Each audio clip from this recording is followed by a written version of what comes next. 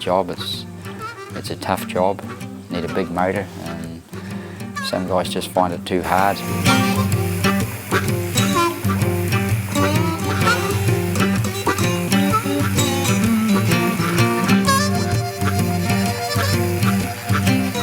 My father was a farmer in the Turitawa Valley, and brought up on the farm. All the farmers sort of teach their sons to shear, and yeah, so he really got me going. And then I met up with a guy that used to work on my father's farm by the name of Ian Buchanan, who was into competition shearing, and he took me to the Palmerston North Show, and I won the junior event and got the bug, and I've been shearing ever since.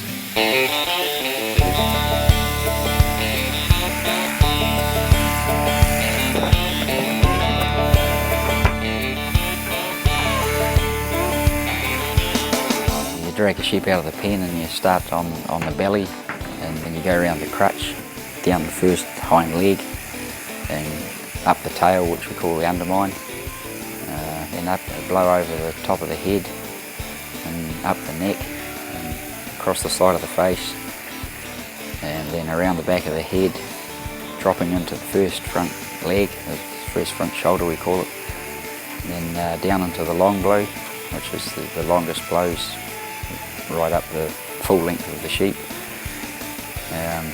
over the backbone to the last side, and then you take the last cheek off the side of the face, and then head down to the last front shoulder, and then down to the flank and out the last hind leg. Well, this is the instrument we use. It's called a handpiece, and you have a comb, this comb here, and a cutter that goes backwards and forwards, 2,850 revolutions a minute. It's just like using a shearing equipment to shave people's hair. It's very similar, and it's all there's bearings inside here that drive it, cups and posts. A comb lasts, generally it lasts an hour, and a cutter lasts about 15 minutes. So you know, you've got 8 combs and 32 cutters to grind every night to sharpen. And when combs are brand new, they have scallop, which is this little shiny bit at the top here, and after about 20 grinds, the scallop goes out, the grinds out of them, and then they become quite thin, so you have to use fine sandpaper to do the tips up every time you sharpen them, otherwise you cut the sheep.